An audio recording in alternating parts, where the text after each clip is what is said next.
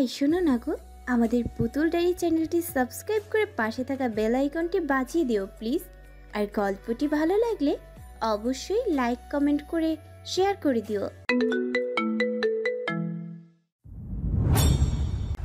কোন অ্যাঙ্গেল থেকে আমাকে ছোট লোক মনে হয়? Answer me. আমাকে দেখে কি ছোট লোকের মতো লাগছে? বলো, কত টাকা লাগবে তোমাদের? বলো কত টাকা? জাস্ট সে কত টাকা? চিৎকার করে কথাগুলো বলল আদ্রিয়ান। সামনে দাঁড়িয়ে থাকা দুটো মেয়ে বারবার করে তাকে থামানোর কথা বলছে, কিন্তু কে শুনে কার কথা? কথাগুলো বলে আদ্র পকেট থেকে মানিব্যাগ বের করে 20,000 টাকা একটি মেয়ের হাতে জোর করে ধরিয়ে দিল। মেয়েটি তা নিতে চাচ্ছে না। সে বলছে, দেখুন, আমি আপনাকে ছোট লোক বলিনি, আপনি ভুল বুঝছেন। আমাকে বোঝার চেষ্টা করুন। আমার টাকা লাগবে না, আপনি আমার কথা শুনুন। তখনই আরেকটা লোক এসে উপস্থিত হলো তাদের মাঝে। লোকটির নাম রবিন। হোয়াটসঅ্যাপ গাইজ, তোমরা এভাবে ঝগড়া করছো কেন? আশেপাশে অনেকে তাকিয়ে আছে, দেখো। আর আদ্র, তুই কি নিয়ে এত মাথা গরম করলি, যার কারণে পিচ্ছি মেয়েগুলোর সাথে এভাবে কথা বলছিস? রবিন, এই মেয়েটা আমাকে কি বলেছে জানিস? আরে কোন মেয়েটা? বন্যা নাকি ওর পাশের? আরে ওর পাশে ওই যে রেড শাড়ি, এই মেয়েটা। আদ্রের কথার মতো রবিন মেয়েটার দিকে তাকালো। লাল রঙের কাতান শাড়ি পরেছে মেয়েটি। দেখেই বোঝা যাচ্ছে মেয়েটা প্রচুর পরিমাণে ভয় পাচ্ছে। কোনো কারণে চোখের কোণে জল ছিকছিক করছে। এই মেয়ে আমাকে ছোট লোক বলেছে। কত বড় সাহস! আমাকে, এই আদ্রিয়ান জুনায়েদকে ছোট লোক বলেছে। দেখুন ভাইয়া, আমি এনাকে ছোট লোক বলিনি। আমি বারবার বলছি, এনাকে আমি ছোট লোক বলিনি। রবিন, এই মেয়ে বলেছে আমি নাকি ছোট লোক। আরে বিয়ে বাড়িতে একটু মজা করেছি বলে ছোট লোক বলবে নাকি? দেখ আদ্র, তুই শান্ত হ। বিয়ে চলছে ওদিকে, কেউ শুনলে খারাপ হয়ে যাবে। আর দেখ, মেয়েটা ভয় পাচ্ছে। জানুক, দেখুক সবাই মেয়ে পক্ষ হয়ে কিভাবে অপমান করছে। আর এই মেয়ে, এটা হবে। আর এই মেয়ে, নাম কি তোমার? ধ্যাৎ, নাম জেনে কি করব? কান খুলে শুনে রাখো। ছোট লোক বলেছিলে না? তুমি নিজে ছোট লোক, বুঝেছো? তুমি ছোট লোক, তোমার বাবা মা ছোট লোক। এতক্ষণ মেয়েটি ভয় পেলেও এবার চোখ তুলে আদ্রের দিকে তাকিয়ে হঠাৎ করে তার কলার চেপে ধরে। এই যে, আমাকে যা ইচ্ছে তাই বলুন, কিন্তু আমার বাবা মাকে নিয়ে যদি আর একটা কথাও বলেন তাহলে খারাপ হয়ে যাবে। তখনই আরেকটা ছেলে রক্তিম এসে মেয়েটির হাত থেকে আদ্রের কলারটা ছাড়ায়। আরে সানি, কি করছো তুমি? ওনার কলার ধরছো কেন? কি হয়েছে এখানে বন্যা? ভাইয়া, এই লোকটা সানি আপুর মা বাবাকে ছোট লোক বলেছে, তাই আপুর রাগে ওনার কলার চেপে ধরেছে। বন্যার কথা শুনে রক্তিম আদ্রের দিকে তাকায়। দেখুন, এই মেয়েটা আগে আমাকে ছোট লোক বলেছে, তাই আমি।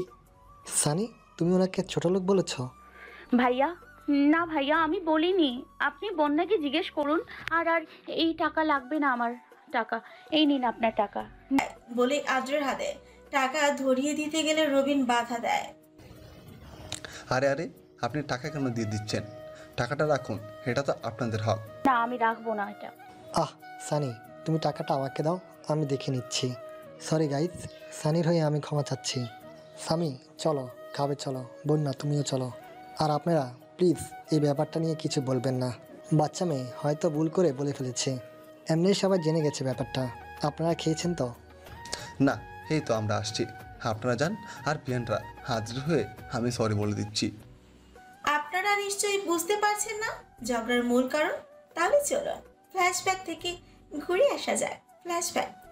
চাচার মামাতো ভাইয়ের মেয়ের বিয়েতে এসেছে সম্মোহিনী ওরূপে সানি, সাথে তার চাচা আরিফ, চাচি নূর আর সমবয়সী চাচাতো ভাই অঞ্জু। সানি এবার নিউটেনে পড়ে। পড়ালেখায় খুব একটা ভালো না হলেও খারাপও নয়, কিন্তু বাবা মা মারা যাওয়ার পর চাচা চাচির কাছে বড় হয়েছে। 16 বছরের সানি বিয়ে আনতে চায়নি তার চাচি, কিন্তু আরিফের মামাতো ভাই অনেক অনুরোধ করেছে সানিকে নিয়ে আসতে, তাই না চাইতেও সানিকে আনতে হলো তাদের সাথে। সানি আজ শাড়ি পরেছে, লাল রঙের কাতান শাড়ি। অবশ্য নুরি তাকে শাড়ি পরতে বলেছে, কারণ সানির তেমন ভালো জামা নেই। যা আছে তা যদি পরে আসে তাহলে সবাই বুঝে যাবে যে চাচা চাচির কাছে ছোট্ট মেয়েটা একেবারেই ভালো নেই। শাড়িটা নূরেরই, সাথে অর্নামেন্টসগুলো। বিয়েটা রাতে হবে, চারিদিকে মানুষের আনাগোনা। ঘরের বাইরে উঠোনটায় এইদিকে ব্যান্ড পার্টি বাজনা বাজছে, আরেকদিকে হলুদের স্টেজটা আছে। বিয়ের ব্যস্ততাও সেখানেই। ঘরে বসে থেকে বোর হচ্ছে সানি। চাচা আর অঞ্জুকে কোথাও দেখতে পাচ্ছে না সে। অন্যদিকে তার চাচি কিছু মহিলার সাথে বসে কথা বলছে। সানি দাঁড়িয়ে বাইরের দিকে তাকিয়েছিল। এমন সময় একটা মেয়ে এসে হেই, তুমি এখানে একা একা কি করছো? আমার সাথে চলো। পেছন ফিরে সানি দেখলো বন্যা দাঁড়িয়ে আছে। বন্যা হলো সানির চাচার মামাতো ভাইয়ের ছোট মেয়ে। এখন পর্যন্ত শুধু নামটাই জেনেছে সানি। সানি হালকা হেসে বলল, কোথায় যাব? আমার বোনের বিয়ে হলেও আমি এখানে শালিদের লিস্টে একা। তুমিও তো শালি হবে, তাই না? হুম। তো আমাকে একটু সাহায্য করো না। বরযাত্রী এলে গেটে যেতে হবে, আর সব কিছু আমি একা সামলাতে পারছি না, তাই একটু থাকুন আমার সাথে। সানি একবার পেছনে তার চাচির দিকে তাকালো। সে দেখলো তার চাচি তাকে চোখের ইশারায় যেতে বলছে, তাই সে পূর্ণাকে বলল, ওকে ওকে চলো। Thank you. তোমার নামটা যেন কি? সম্মোহিনী। তুমি আমাকে সানি ডাকতে পারো। তুই করে বলি, আসলে তুমি করে বললে কেমন দূরের দূরের লাগে। ওকে। তো কোন ক্লাসে পড়িস তুই? 10। তুই? সানির কথা শুনে বন্যা কেমন যেন সন্দেহের দিকে তার দিকেই তাকালো। তোর আবার কি হলো? সরি আপু, আপনাকে নাম ধরে ডেকে ফেলেছি। তুই আমাকে তুই করেই বলবি। এখন চল, সব রেডি করতে হবে। চল। বর এসে গেছে, গেটে আছে। সেখানে থাকা একটা টেবিলের এক পাশে বর যাত্রীরা আর আরেক পাশে কনে যাত্রীরা। বন্যার বড় বোন অন্না, তার হবু বর সৌরভ। সৌরভকে টেবিলের সামনে একটা চেয়ারে বসানো হয়েছে। বন্যার সানি একসাথেই ছিল। ওই যা না, তোর দুলাভাইকে স্পেশাল নাস্তা খাওয়া গিয়ে। আমার একা দুলা ভাই নাকি? তুইও তো শালি। আমার কখন যে মুখ ফেটে হাসি বের হয়ে যায়। তুই যা না প্লিজ। ওকে ওকে, তুই আমার সাথেই থাক, আর একদম হাসবি না, না হলে সব বুঝে ফেলবে। সানি বন্যাকে নিয়ে এগিয়ে গেল টেবিলের সামনে। টেবিলে থাকা মিষ্টির প্লেট থেকে একটা মিষ্টি কেটে কিছুটা সৌরভের মুখের সামনে তুলে বলা, নিন দুলাভাই, খেয়ে নিন। আপনার রিয়েল শালি লজ্জা পাচ্ছে, তাই আমি খাওয়াচ্ছি। No problem, Ananta Shali. After all, you to my Shali. বলে একগাল হেসে মিষ্টিটা মুখে পুরে নিল। সাথে সাথেই তার মুখ ফ্যাকাশে হয়ে গেল। 2 সেকেন্ড পর থু থু করে মুখের মিষ্টিটা ফেলে দিয়ে সৌরভের পাশে রবিন আর আদ্র দাঁড়িয়ে ছিল। কিরে দোস্ত, এই বাচ্চা মেয়ে আবার কি রোজ দিল? মিষ্টি দেখছি খুব বেশি টেস্ট ইয়ার। এটা বলছে মিষ্টিটা বেশি টেস্ট নাকি যে মিষ্টি খাইয়েছে সে? কি কোস দোস্ত, শালা এইখানে ফ্লাটিং শুরু করছিস নাকি? আরে চুপ যা, এটা মিষ্টি না। তোর চোখে কি শেওরানি পকেট রাখছোস? মিষ্টি কি দেখতে পাস না?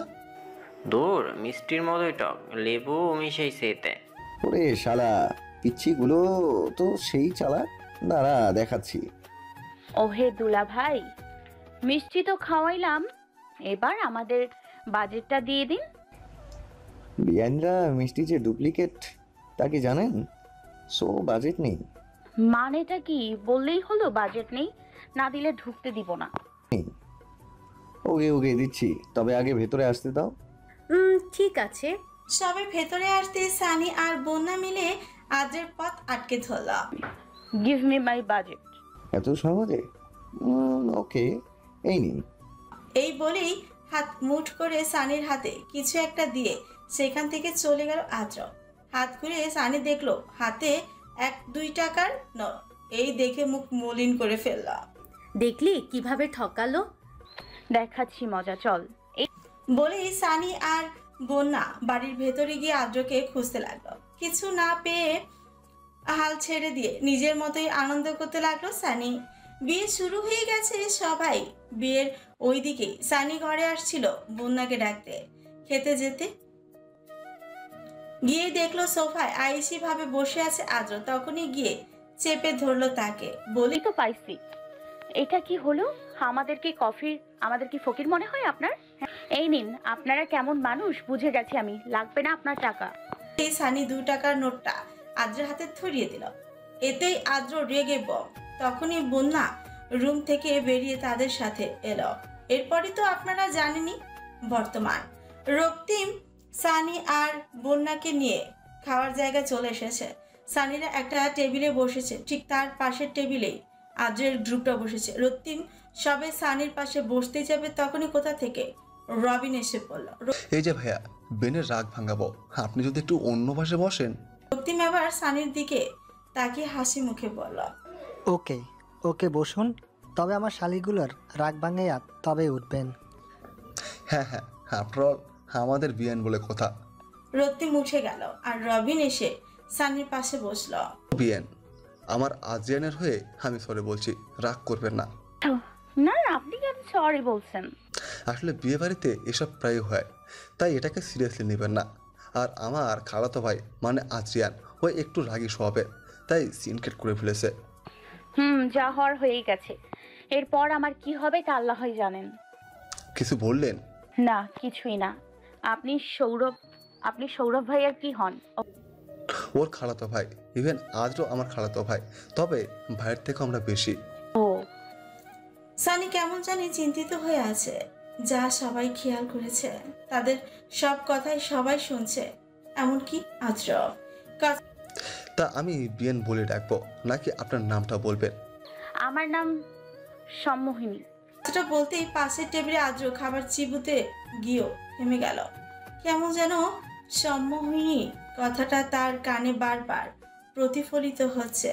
ওরে বাবা, একটু বেশি কঠিন না? আপনি আমাকে সানি বলেও ডাকতে পারেন, এই নামেই সবাই আমাকে ডাকে। সানি? ও, ইটস বেটার। কথাটা শুনে আদ্রের টেবিল থেকে একটা ছেলে বলে উঠল, আরে ওয়াও, কি দারুণ মিল! চেহারার সাথে নামটাও মিল আছে দেখছি। কথাটা কারোরই কর্ণগোচর হলো না, কিন্তু সানির মাথায় কথাটার কোনো অর্থ নাড়া দিল না। তাই সে আপন মনে বলতে লাগলো, তা আপনি অর্ণা ভাবির কে হন? তার বাবার ফুফাতো ভাইয়ের মেয়ে আমি। ও, কিসে পড়েন? এবার নিউটন। কি বলেন? আপনাকে দেখে তো মনে হয় বিয়ের বয়স হয়ে গেছে। কেন?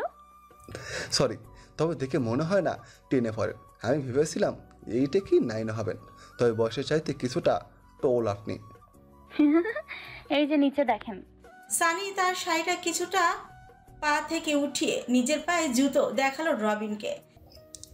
আরে বাস, এত বড় হিল, এই জন্যই এত লম্বা দেখাচ্ছে। তা আপনার বাবা কি করে? আমার বাবা নেই, চলে গেছে অনেক আগে আমাকে ছেড়ে। Oh, I am sorry. It's okay. তাহলে আপনি আপনার মায়ের সাথেই থাকো, তাই না? আমার বাবা যেদিন মারা গেছে সেদিন সে একা যায়নি, আমার মাকেও নিয়ে গেছে সাথে করে। হোয়াট? তার মানে আপনি... oh, sorry for hurting. It's okay, no problem. কার কাছে থাকেন? আমার চাচা চাচির কাছে। আজকে থাকবেন তো নাকি? রাতে অনেক মজা হবে। না, চাচির সাথে চলে যেতে হবে। চলে যাবে মানে? তুই থাকবি, আমি তো চাচির সাথে কথা বলবো। আদ্রের টেবিলের একটা ছেলে আদ্রকে বলে উঠল, ওই আদ্রর বাচ্চা, আমরা জানি তুই গান ভালোবাসিস, তাই বলে খেতে বসেও কানে হেডফোন গুঁজে রাখবি? আদ্রের পাশের ছেলেটি এক টানে আদ্রের কান থেকে হেডফোন খুলে ফেলল। এতে আদ্র কিছুটা বিরক্ত হলো, কিছু বলল না। কেন জানি কথা বলতে ইচ্ছে করছে না তার। তখন সম্মোহিনী নামটা শোনার পরে আদ্র কানে হেডফোন লাগিয়েছিল, তাই এরপরের কোনো কথা আদ্রর কর্ণপাত হলো না। সময় রাত 11টা। অর্ণা আর সৌরভের বিয়ে সম্পূর্ণ হলো কিছুক্ষণ আগে। বরযাত্রী অনেকেই চলে গেছে, শুধু ইয়াং জেনারেশনের গ্যাংটাই থেকে গেছে। এই রাতে আর নতুন বউ নিয়ে বাড়ি ফেরা হবে না, কাল সকাল হলেই রওনা দেবে সবাই। এখন সবাই মিলে বন্যাদের ড্রয়িং রুমের সোফায় খাট চেয়ার জুড়ে বসে আছে। কনে পক্ষ আর বর পক্ষ অর্ণা আর সৌরভকে পাশাপাশি সোফায় বসানো হলো। আর হ্যাঁ, এখানে সানিও আছে। তার চাচা আর চাচি চলে গেছে। বন্যার জড়জড়িতে তিনি সানিকে রেখে যেতে বাধ্য হয়। সাথে তার চাচাতো ভাই অঞ্জু আছে। সবাই কিছুক্ষণ নর্মাল কথা বলার পর রক্তিম বিরক্তিকর ভঙ্গিতেই বলে উঠল, দূর, ভালো লাগছে না, কেমন যেন জমছে না আসরটা। একটু নাচ গান হলে কেমন হয়? হ্যাঁ, হয়ে যাক, নাচের কথা জানি না, তবে আমাদের মাঝে উপস্থিত আছে সুপারস্টার সিঙ্গার আদ্রিয়ান এহসান আদ্র। বলেই হাততালি দিতে লাগলো। তখনই মেয়ের পক্ষ থেকে তানিয়া বলে উঠল, হ্যাঁ হ্যাঁ, আজের অনেকগুলো শো আমি দেখেছি, অনেক ভালো গায় উনি। এখন তো মনে হয় বাংলাদেশের টপ 10-এও উনি জায়গা করে নিয়েছে। আমরাও কম পারি নাকি, কি বলিস সানিপু? হ্যাঁ তাই তো, আমাদের সাইডেও অনেক সিঙ্গার আছে যারা নিজেদের প্রতিভা সবার সামনে প্রকাশ করে না। কি বলেন আপু আর ভাইয়া? সবাই সানির কথায় তাল দিয়ে বলল, হ্যাঁ হ্যাঁ ঠিক ঠিক। ফোরন কাটার জন্য ছেলে পক্ষ থেকে হৃদয় বলে উঠল, তবে যাই বলো, আমাদের আদ্রিয়ানের মতো টপে কেউ পৌঁছাতে পারবে না। হ্যাঁ হ্যাঁ একদম ঠিক। মোটেও না, ইচ্ছে থাকলে সবই করা যায়। এই ফাজিল মেয়েটা কি দারুণ হেসে হেসে কথা বলছে, দেখ যেন কিছুই হয়নি। আমার তো এই মেয়ের হাসি একদম সহ্য হচ্ছে না। ওকে, তাহলে হয়ে যাক বর পক্ষ ভ্যাস কনে পক্ষ। হ্যাঁ হ্যাঁ, কেন নয়? সামি একটা গান ধরো তো। এই না না, আমি গান গাইতে পারি না। এই তো এইবার হাওয়া বের হবে। খুব বেশি পাকনামি তাই না? দেখো কি করে এই আদ্রিয়ান এহসান কি করে তোমার ব্যান্ড বাজায়। আমাকে ছোট লোক বলে তাই না? আরে বিয়ান, গান গান না। হ্যাঁ হ্যাঁ, দেখি এই বিয়ান কেমন গায়। এই লোকটা এত ভালো ব্যবহার করছে কেন? কি করতে চাইছে উনি? যাই হোক, এখন এসব বাদ। আমি গান টান পারি না। আই সানি, মিথ্যা বলছিস কেন? তুই না তোর ফ্রেন্ডদের সাথে মাঠে বসে গান গাস? তো এখন একটা গেয়ে দে না। অঞ্জুর কথা শুনে বরপক্ষের সবাই হেসে দিল। কে সিরিয়াসলি স্কুলের মাঠে ফ্রেন্ডদের সাথে গান গায়? এতেই সে গায়িকা হয়ে গেল? বরপক্ষ থেকে একটা মেয়ে সিমরান বলে উঠল, আদ্রিয়ান আর এই মেয়ের তুলনা হচ্ছে?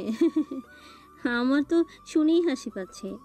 তো এই যে পিচ্ছি মেয়ে, তুমি গাও মাঠে 4-5 জনের মাঝে, আর আমাদের আদ্রিয়ান গায়ে মঞ্চে, কখনো 5-4 হাজার, আবার কখনো লাখ লাখ বেশি মানুষের মাঝে। তোরা বেনের মনোবল ভাঙছিস কেন? যাই হোক, বেচারি আমাদের আদ্রের সাথে চ্যালেঞ্জ নিয়েছে, একটা গান তো গাইতেই হবে। হ্যাঁ তা তো ঠিকই, যদিও আমরা জানি এটা কাকের গলায় কাকা শোনার মতো হবে।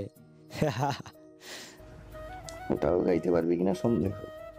বন্যা সানির কানের কাছে গিয়ে ফিসফিসি বলল, আপুরে, মান সম্মানটা বাঁচা প্লিজ, যা পারিস তাই গিয়ে দে না। সামি, তুমি গাইতে পারবে তো? সম্মানটা যেন থাকে শালিকা। পারবে না মানে? অবশ্যই পারবে। আই সানি, গান ধর তো। অনুজ ভাইয়া, আমি পারবো না। ভাইয়া অনুজ না, আপনার সেম ক্লাস, তাহলে ভাইয়া ডাকেন কেন? আসলে আমার ভাইয়া ডাকতেই ভালো লাগে তাই। অঞ্জুতের বুঝতে কষ্ট হলো না যে সানি কথা ঘুরাচ্ছে, তবুও সে কিছু বলল না। আর ও আচ্ছা, তো বিয়ান গান ধরেন। অনুজ, 1 মিনিট, আমি আসছি বলে অঞ্জু উঠে চলে গেল। কিছুক্ষণ পর ফিরে এলো হাতে একটা গিটার নিয়ে। তা দেখে সানি জিজ্ঞেস করলো, এটা কোথা থেকে আনলে? ব্যান্ড পার্টি থেকে বলে আনছি কিছুক্ষণের জন্য। এই নে, তুই গান ধর। এই না না, কি করছো অনুজ ভাইয়া? কোনোভাবে তার ছিঁড়ে গেলে কেলেঙ্কারি হয়ে যাবে। কিচ্ছু হবে না, ছিঁড়লে তো আমি দেখে নিব। তুই গান ধর তো, এত সব ভাবিস না। বিয়ান শুরু করেন। আচ্ছা আমি গাইছি, তবে এক কলি। ওকে ওকে ওকে, চলবে, শুরু তো করুন। সানি বড় একটা শ্বাস ছেড়ে চোখ বন্ধ করলো, তারপর গিটারে টুংটাং আওয়াজ শুরু করলো। কেমন গাইবে তো এখনই বোঝা যাচ্ছে। এসব ভেবে চিল মুড়ে ফোন টিপতে লাগলো আদ্র। তখনই চোখ বন্ধ অবস্থা সানি গিয়ে উঠল, বকুলের মালা শুকাবে, রেখে দেব তার সুরভি, দিন গিয়ে রাতে লুকাবে, মুছো না কো আমার ছবি, আমি মিনতি করে গেলাম। এইটুকু গেয়ে সানি গিটার বাজানো বন্ধ করে দিল।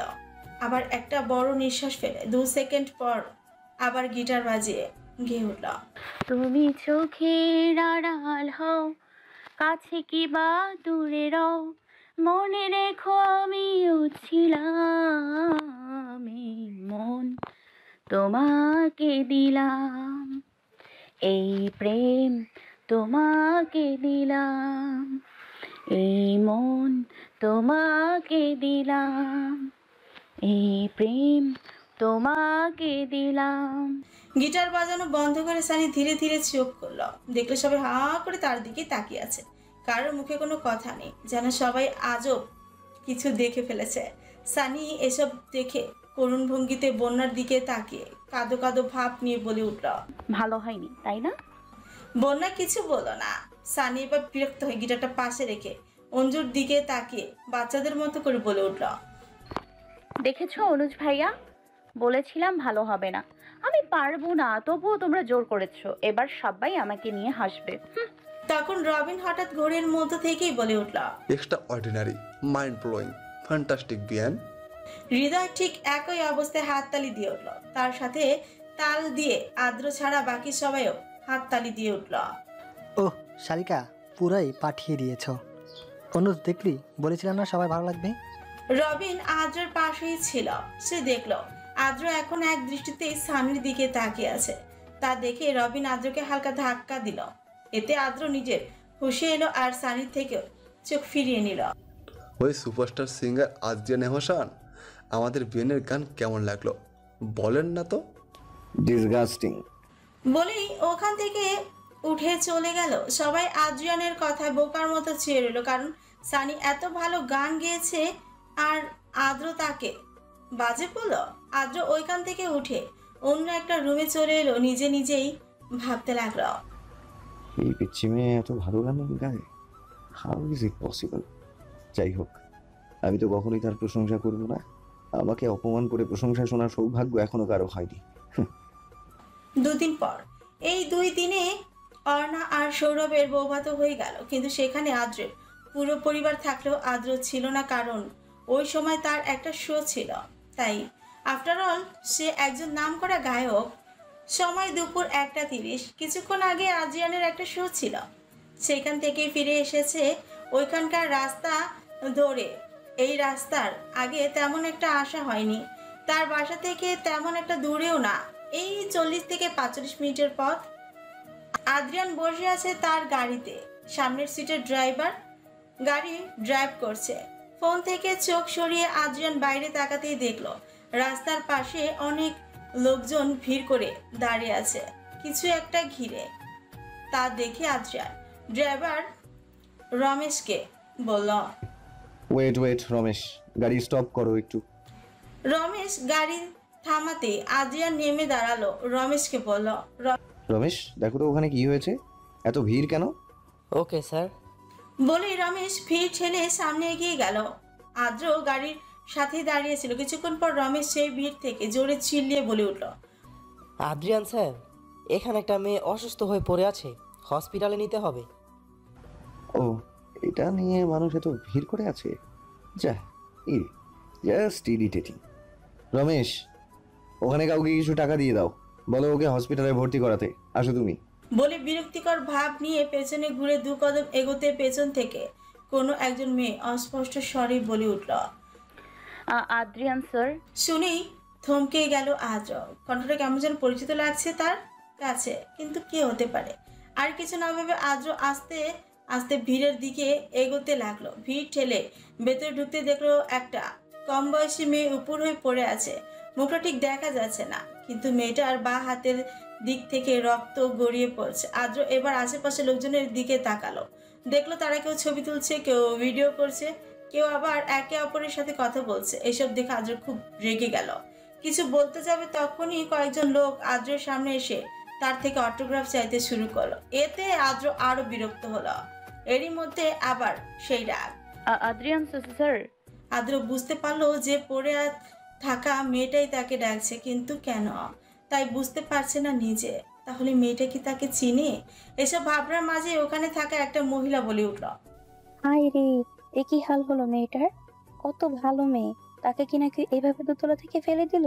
ছি ছি ছি, কেমন মানুষেরা সানির মতো মেয়ের সাথে এতটা অন্যায় করে? শেষের কথাটা শুনে আদ্র কেমন যেন থমকে গেল। নিজের অজান্তে বুকের বাঁ পাশটায় সে চিনচিনে ব্যথা অনুভব করলো। অস্থির কণ্ঠে বলে উঠল, সানি, বলেই পেছনে তাকিয়ে পড়ে থাকা মেয়েটির কাছে দৌড়ে গেল। হাঁটু ভাঁজ করে বসে কাঁপা কাঁপা হাতে মেয়েটিকে উল্টো করে ঘোরালো। ঘুরিয়ে অস্থির হয়ে বলে উঠল। আদ্র সানি দেখলো সানির কপাল থেকে রক্ত ঝরছে, শরীরে অনেক জায়গায় আঘাত। এটা দেখে আদ্র আরো অস্থির হয়ে উঠল। কেন যেন এই মুহূর্তে মেয়েটাকে নিজের বলে মনে হচ্ছে। ওর মনে হচ্ছে এই মেয়েটার কিছু হলে নিজের জীবনই শূন্য হয়ে যাবে। আদ্র ডাকে অনেক কষ্টে পিটপিট করে চোখ খুলল সানি। Adrian sir. তোমার এই অবস্থা কি করে হলো সানি? কে করেছে এমনটা? কি হলো? কি হলো তোমার? বলো। কষ্ট হচ্ছে? না না না, কষ্ট হবে না তোমার। আমি কিছু হতে দিব না তোমার। রমেশ, রমেশ, গাড়ি স্টার্ট দাও, এক্ষুনি হসপিটাল যেতে হবে। সানি কাঁপা কাঁপা হাতে আদ্রের হাত ধরল। এতেই যেন আদ্র চুপ হয়ে গেল। অনেক কষ্টে সানি বলল, আপনি ব্যস্ত হবেন না, আমাকে হসপিটাল নেওয়া লাগবে না, এই নিন এটা ধরুন। বলে রক্তাক্ত হাতটা এগিয়ে আদ্রের হাতে কিছু একটা দিল। আদ্র অবাক হয়ে বলল, টাকা? সানি, এসব কি? এখানে 10,000 টাকা আছে স্যার, এটা আপনি রাখুন। আর আরও 10,000 টাকা বাকি আছে, যদি বেঁচে থাকি তাহলে সেটাও শোধ করার চেষ্টা করব। তোমার কিচ্ছু হবে না সানি, আমরা এক্ষুনি হসপিটাল যাব। রমেশ, গাড়ি বের করতে বলেছি তোমার। আদ্র রমেশের দিকে তাকে কথাগুলো বলে সানির দিকে ফিরতে দেখলো সানির চোখ বন্ধ, কেমন যেন ঢলে পড়ে আছে। আদ্র অস্থির হয়ে বলে উঠল, সানি, এই সানি, কি হলো? চোখ খুলো। আর কিছু বললো না। আদ্র সানিকে পাজা কোলে তুলে নিল। গাড়ির সামনে আসতে রমেশ গাড়ির পেছনের দরজা খুলে দিল। সানিকে বসিয়ে আদ্র নিজেও তার পাশে বসে পড়ল। রমেশও গাড়ি স্টার্ট দিল হসপিটালের উদ্দেশ্যে। অফিসে নিজের কেবিনে বসে আছে আদ্র তখন সানিকে নিয়ে হসপিটালে যাওয়ার কিছুক্ষণ পরই তার পিএ কল করে বলে যে ইম্পর্টেন্ট মিটিং আছে, আদ্রকে যেতেই হবে। তাই বাধ্য হয়ে সানিকে ছেড়ে অফিসের দিকে ছুটলো আদ্র। অফিসে আসার পর নানা কাজে এতটাই ব্যস্ত ছিল যে সানির কথা তার মাথায় নেই। কাজ শেষ করে রাত 8টার সময় সে কিছুটা ফ্রি হলো, তাই নিজের কেবিনে গিয়ে বসলো। রকিং চেয়ারে হেলান দিয়ে চোখ বুঝতে হঠাৎ চোখের সামনে ভেসে উঠল সানির রক্তাক্ত শরীরটা। তাড়াহুড়ো করে চোখ খুলে ফেলে ও বুকের ভেতর কেমন যেন মোচড় দিয়ে উঠেছে, যার কারণ তার নিজেরই অজানা। সে ভাবতে লাগলো, সানি হসপিটালে একা রয়েছে আর আমি কিনা ভুলে গেলাম। শিট। আচ্ছা, আমি ওকে নিয়ে এত ভাবছি কেন?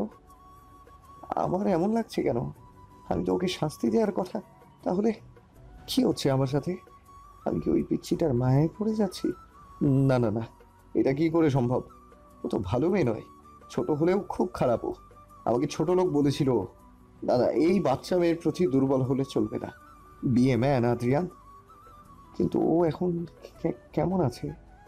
আসার পর তো একবারও খোঁজ নিলাম না। আমি কি যাবো একবার হসপিটালে? এসব আকাশ পাতাল ভাবতে ভাবতে আদ্র ঠিক করে সে হসপিটালে যাবে। যেই ভাবা সেই কাজ।